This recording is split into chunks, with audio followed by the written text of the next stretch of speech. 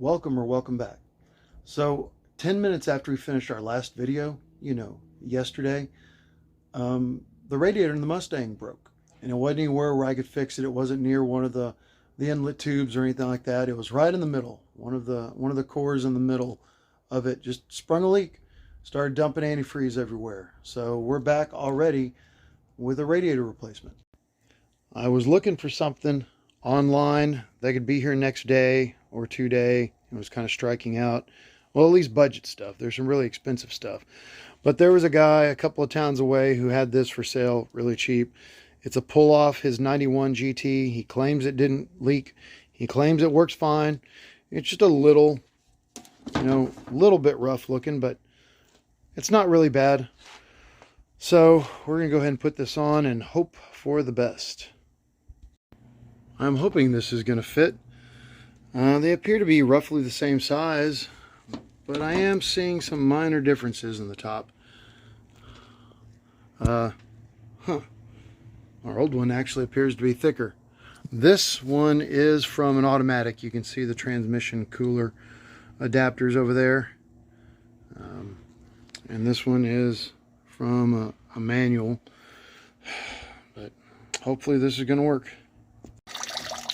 Here's a good example of the radiator leaking. You can see it over there. Probably a foot over towards the middle of the radiator, right under the fan. As soon as I released pressure on this hose down here, I guess it lost whatever internal pressure and vacuum it had, and it started dripping again. But yeah, somewhere right under there, underneath our fan blades, is where our leak is. Alright, got the radiator drained. I got the fan shroud off and laying on the fan. Now we're going to pull the radiator. Hopefully it'll be a nice, easy, smooth swap. Now I've known this radiator was going to go out for a while. This thing's just paper thin. Look at this tank where it connects. I'm just trying to gently twist this hose off, and this whole thing is moving. I'm actually surprised that this hasn't come apart long ago. I believe this is the actual 41-year-old original radiator. It doesn't look like it's ever been replaced. It's green and corroded. Oh, it looks like we had a leak up top for a while. Maybe it's coming from up top, and maybe it's just dripping down there, but somewhere down there in the middle, oh, you can see where the wet is. Somewhere right in here in the middle is where our leak is. So Junior and I talked about this. We were expecting this at any time. We were just hoping once again that it could wait until after New Year's, after Christmas, after property tax, all that stuff. But just not how it went. This is not an instructional video, but if you were wondering, once the fan shroud's off and the two hoses are disconnected, all it is are these two bolts, these two little brackets. You take them off and the radiator will lift straight up.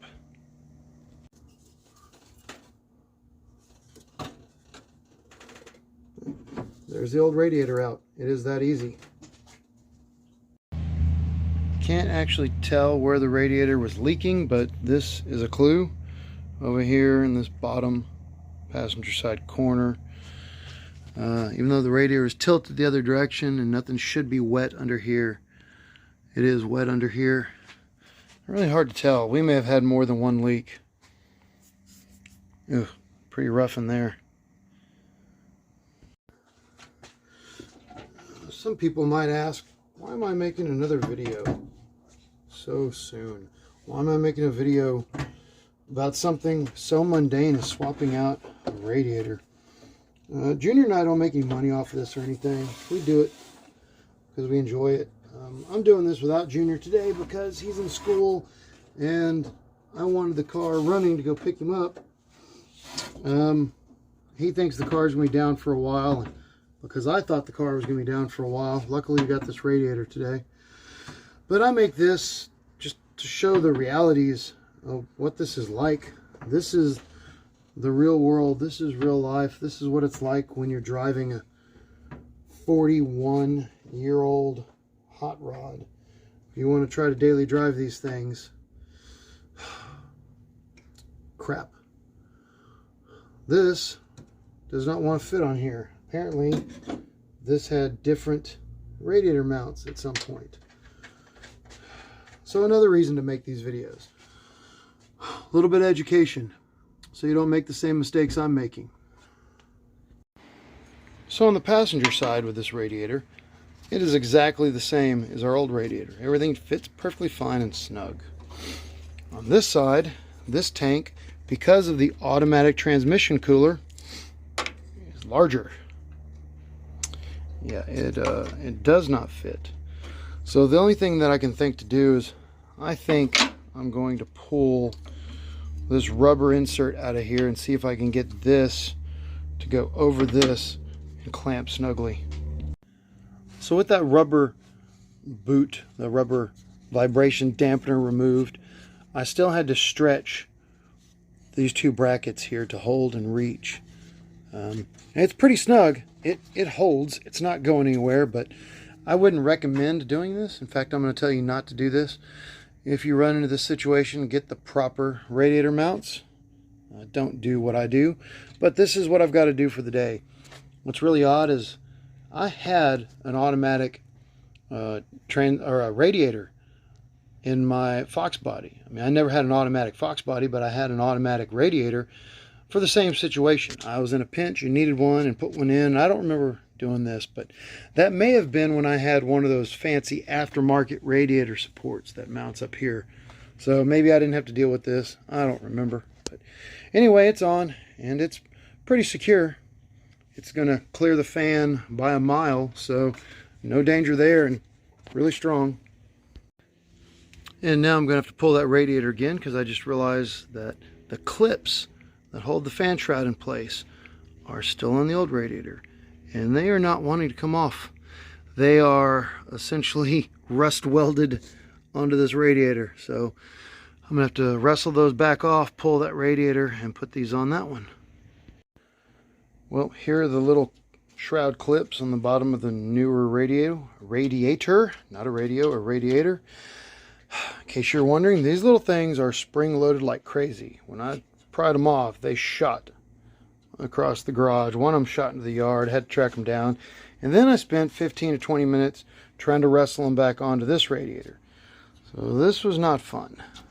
These things are not fun to use. All right, let's put this thing in. All right, it's all installed and ready to go, ready to be filled up. But I ran into another little problem while I was doing it. So the height of this clip and this bolt where they go in were high enough on this radiator that it was pulling the bottom of the fan shroud out of the little clips I just wrestled onto the bottom of it.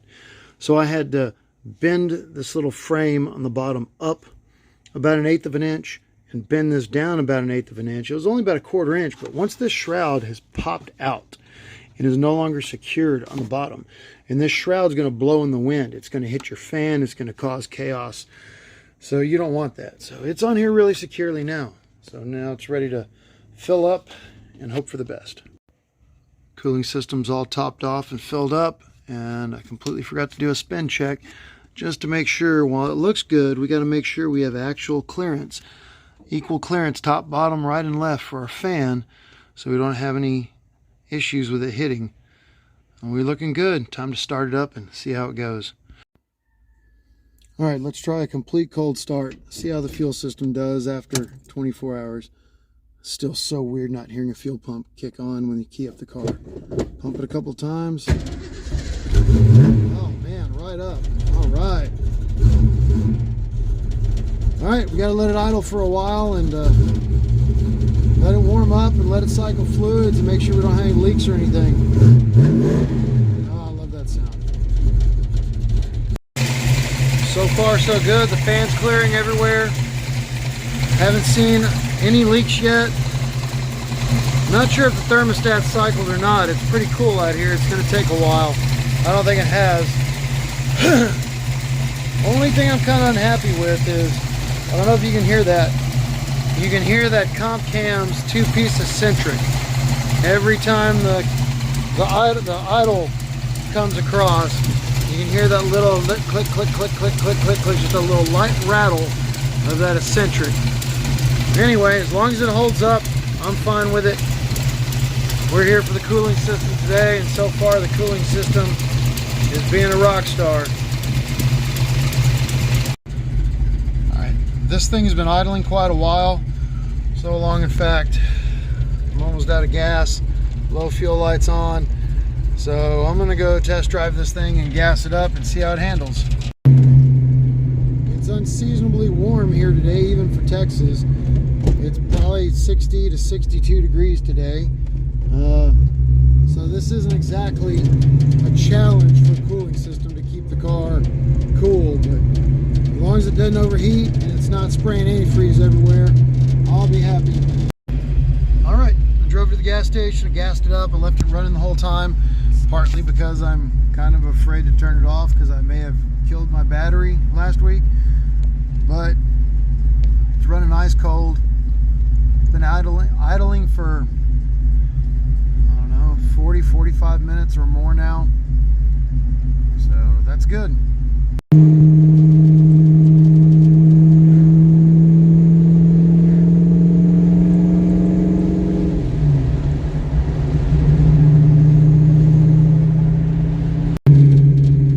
Well, we made it home. All there is left to do is pop the hood and check for leaks, and if it's dry, go pick up the boy, surprise him, because he didn't know this was going to get fixed today, and then hopefully enjoy this thing every day. It's what it's for. We're supposed to be driving it every day, and it hasn't been the case here lately. So let's go see what it looks like under the hood. This is our highest idle temperature with the new radiator, right there at that little peg in the normal section. And if we come under here, under the hood, nothing is newly wet. Our fuel lines are dry, our fan is dry, our front engine cover is dry. I don't see anything. I don't see anything dripping anywhere. I don't see any splashes. I think we're good and leak free. So now we'll just wait till it's time to pick up the boy and go surprise him.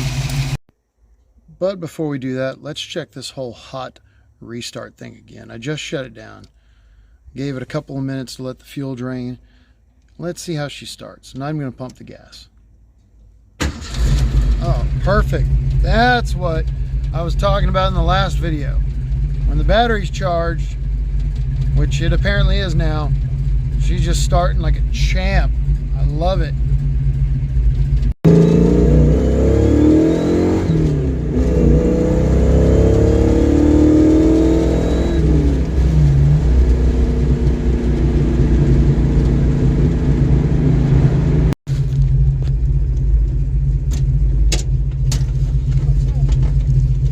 We're back, buddy!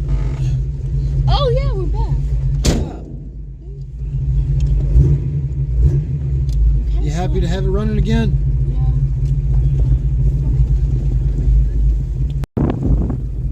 So this one completely forgot that the car was broken again. He didn't even realize that I worked on it all day to get it fixed. He's like, what do you mean we're back? So unappreciated. Golly.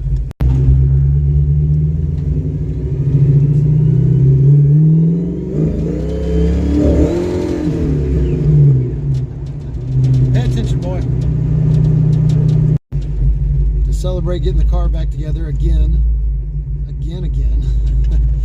We're gonna enjoy it while it lasts. The whole point is to get the car driving so we can drive it, and to make it daily drivable so he can drive it. So we're out here in this little private parking lot area thing, and one of the few places he can actually drive the car legally. So we're gonna have a quick little, like, 15-minute driving lesson. You ready? All right, first gear. Try not to stall it. Don't embarrass yourself, boy. Take it slow, slow. There you go, there you go. Oh, he's off the gas. He's off the gas. Good job. We're in gravel. Good job, buddy. Let up the clutch completely now. All right. Speed up a little bit and then shift into second gear.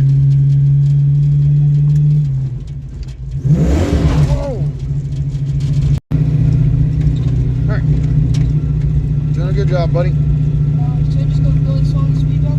Yep, just go over speed limit real slow.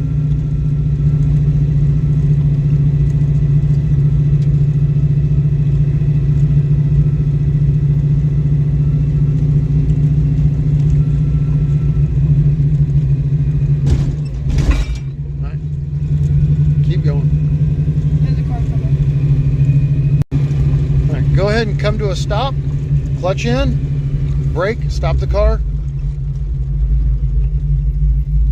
Now get it going again. Just from here, and then we're going to turn around and head back the other way.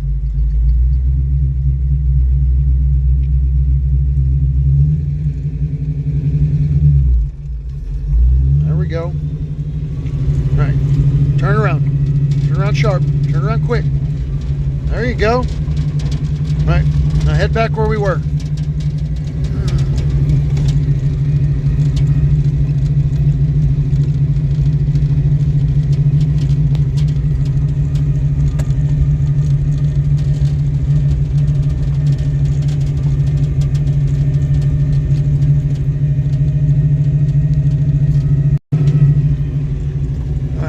Left a little bit, straighten out, and stop the car. Remember to clutch and use the brake. Clutch in and stop the car. All right, now get it running again. Go out that driveway. Go back where we just were. Yep.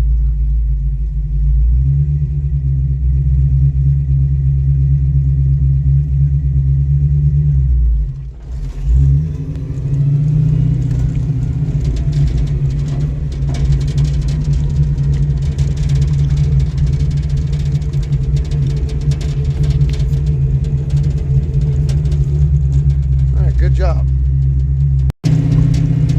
All right, speed up to 25 real quick. Let's go. Go. Second gear. Let's go. All right. All right. Give it some gas. Let's go. Speed back up. Good job. What was that, buddy? I don't want to scratch our new paint. Don't want to scratch our brand new paint. She's so beautiful. If you run into something, you'll scratch the patina. Remember, when it's on the car, it's patina. Once it falls off the car, it's rust, okay? Got it. All right, that's it. We drove for a little while, or let him drive for a little while, and now we're going to head home. And hopefully, we won't have any new content until well after the new year when we start doing things we want to do instead of emergency repairs. So hopefully this thing's going to drive day in and day out, and that's the last you'll see of us for a while. It's not going to happen, is it? We'll be back. We'll be back real soon.